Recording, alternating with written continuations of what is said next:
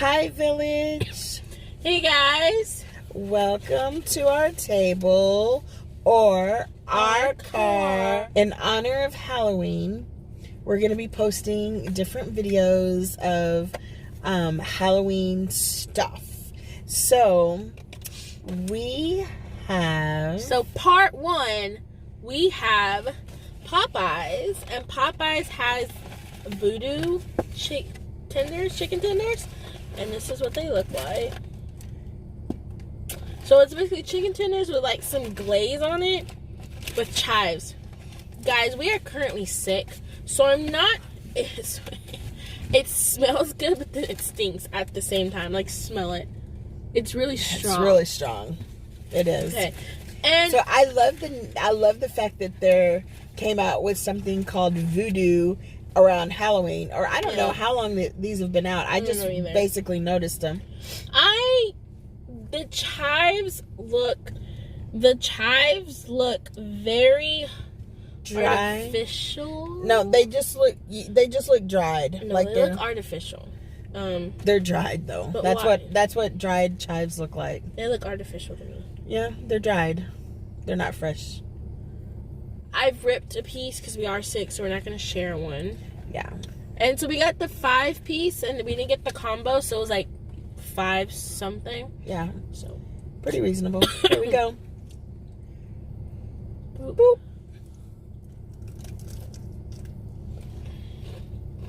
Mmm. The sauce? I didn't get no sauce, huh? I did a little bit. It's a little sweet. Oh. It's a little sweet to me.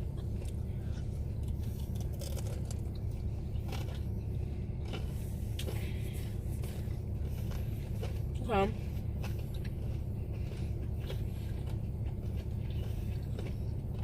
I do think maybe they should give you like a side of the dip of the sauce. Mm-hmm. Because there's not that much sauce on it. It's not spicy at all. No. And that's bad. It honestly doesn't even have a taste to me. It's not spicy at all. Not bad. I think their spicy chicken sandwich was spicier than this. Yeah. Now it's just a sauce. Mm-hmm. Yeah, not bad. Have a Sonic drink.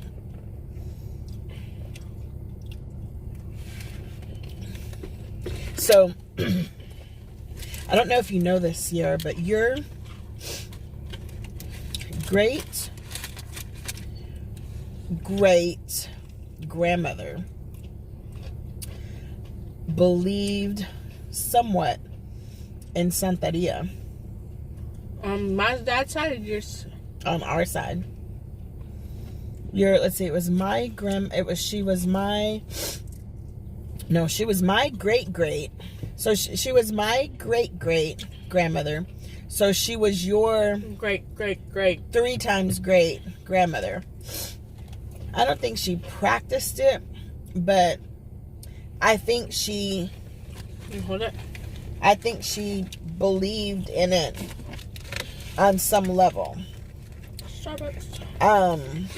Because Santeria is kind of a cross between Voodoo and Catholicism, sort of. It comes from Mexico. There's some like in the Caribbean. And so she believed...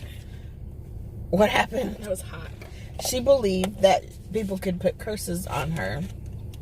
And my mom said she remembers that she at one point thought this lady had put a curse on her.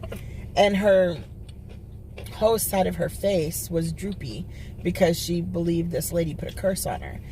And now thinking back, bless her heart, she could have had a stroke. Yeah. And too, like, in the Hispanic culture, there's like something called ojo, like giving something the eye. And I remember because I have light eyes, I was little and women used to always say something about my eyes, and then they'd tell my mom in Spanish that, oh, they need to touch my eyes to not give them the ojo. And So it was very, you know, like something scandalous. Not scandalous, but just something that people believe. And I think people still believe it. I remember my grandmother, especially when we'd go camping, she would tell us scary stories. And, you know, I think the reason I've always been freaked out about the cemetery that she walked through at midnight by herself. I was dared, so I had to do it. She was dared. And Ken, you know how she is about double dog dares. Yep. Ken from Mukbang Chronicles. I was dared $20, so I definitely had So to do she it. definitely was going to take up on that. And so that cemetery is pretty adjacent to the Vadio in our hometown. Mm-hmm. And the Vadio is like Mexican hood. the Mexican hood or the Hispanic hood, yeah. And so there's a Catholic church right across the street from the cemetery. And there's an old saying about how this lady's son had gone out and had like something happened, and then they found him dead in the cemetery. So anybody that went in the cemetery would be taken by him. And like people would go late at night and would swear they saw someone like they say phantasma, so like a phantom. And I ain't seen nobody. She didn't see nobody. I ain't seen nobody. I wanted to hide behind a tombstone so bad to scare her, but I was like, no, I might give her. Because I got out to go check on her to find where she was. And she was just walking through like everything's fine. Yeah. Crazy. It was fun. I had to do it, so. This is really good. This is hot, though. But my grandmother, I'll never forget this one she told us about. She said when she was little, or like a teenager, that her baby sister was like a toddler. And they had just moved into a house. And the neighbors were all like, oh my God, you're moving into that house. And they were like, why? You know, like, what's going on? Amityville. Yeah. So after a night of moving stuff into the house, can you hold that?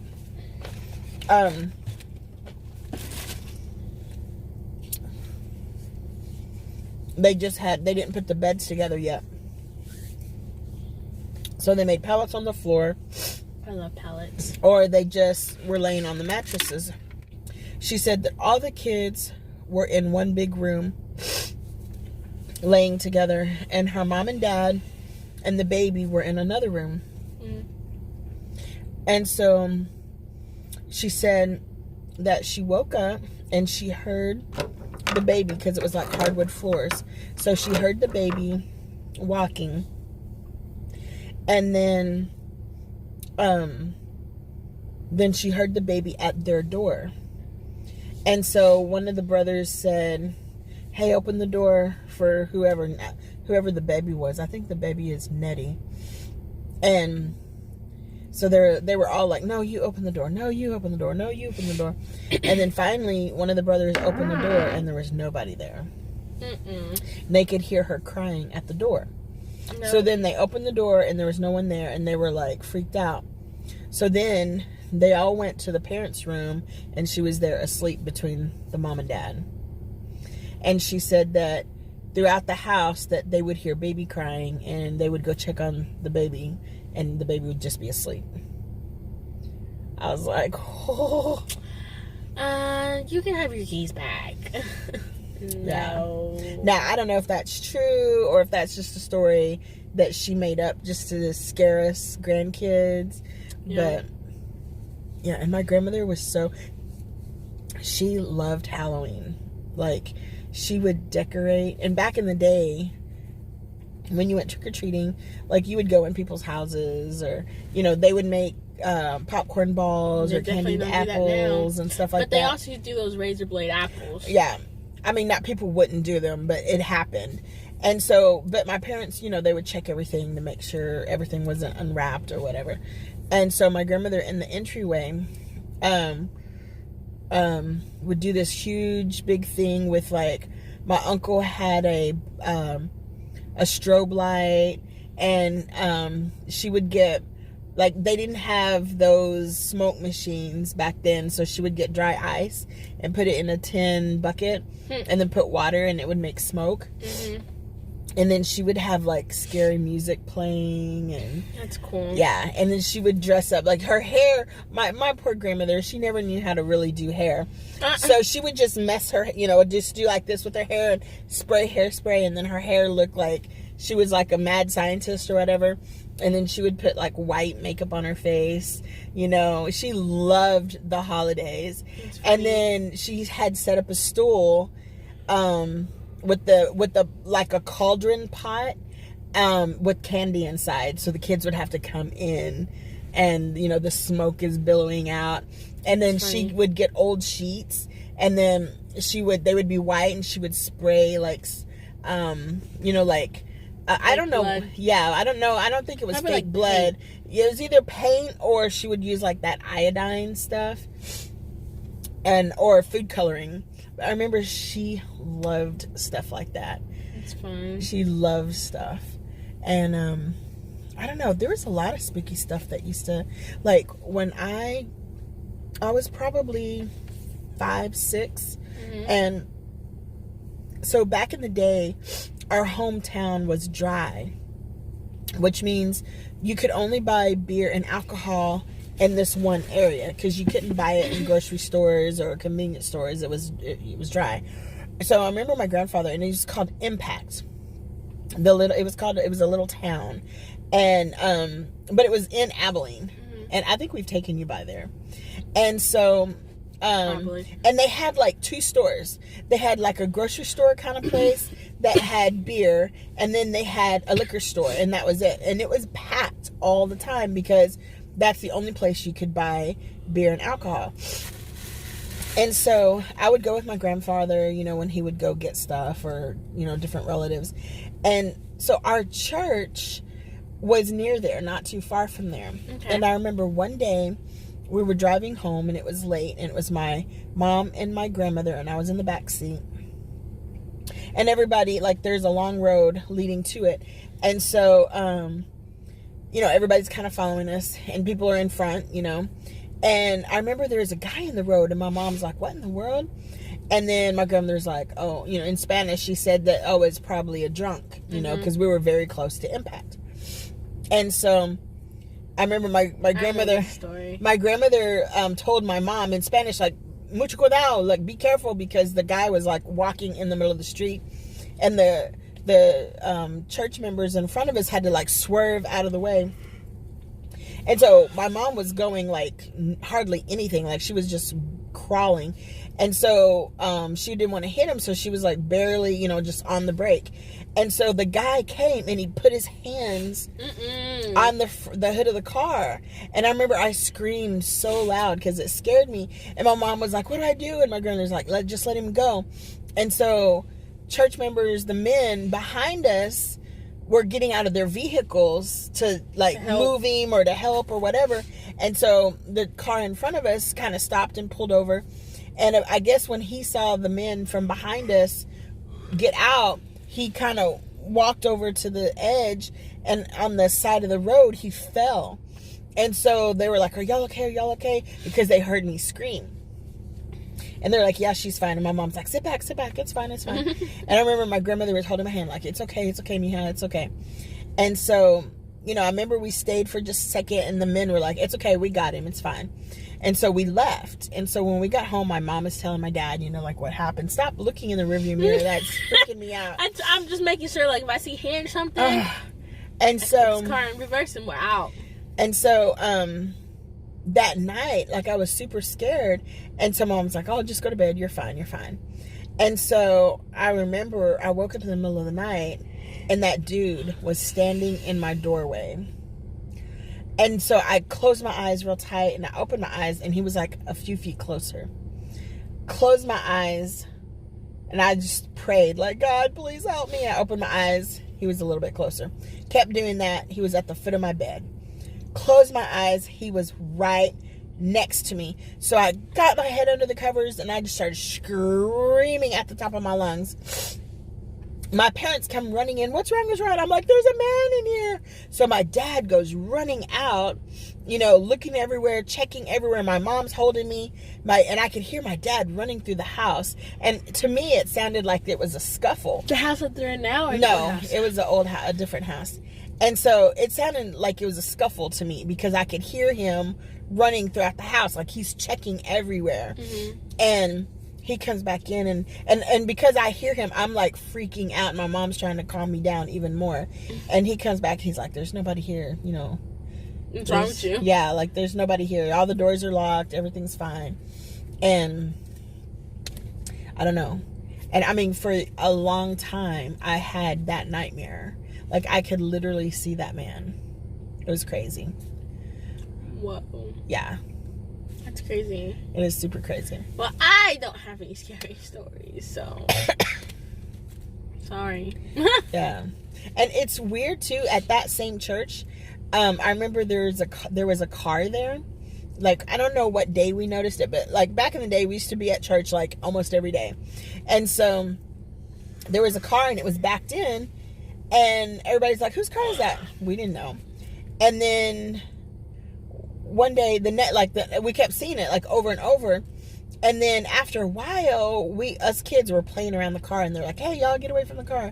And then like one of the kids was like, hey, there's something dripping from this car. Remember that. You told me that. No, I haven't. And so from the trunk, like blood was dripping or something red. We don't know because they didn't open it. But I'm always been nosy, but I heard the men talking about, hey, there's probably a body in there. And then because it started to stink, and this was West Texas, so they called the cops and the cops came and then they made all the kids get away and stuff because something had happened. Scandalous. Yeah, so who knows what happened there. Thank you guys for watching our video. Yes, happy Halloween. So guys, this is a part 1 of a series of Halloween videos. Yes, we're gonna have 3 parts. So thank you guys for watching our video. We hope you guys enjoyed one of our Halloween videos. And go ahead. I was gonna say, and if you're not a subscriber, please be sure and subscribe with that red subscribe button and turn on the notification bell so you get alerts every time we post videos. Another ghoulish video. Ooh. Stay tuned. We have some more things in store for you.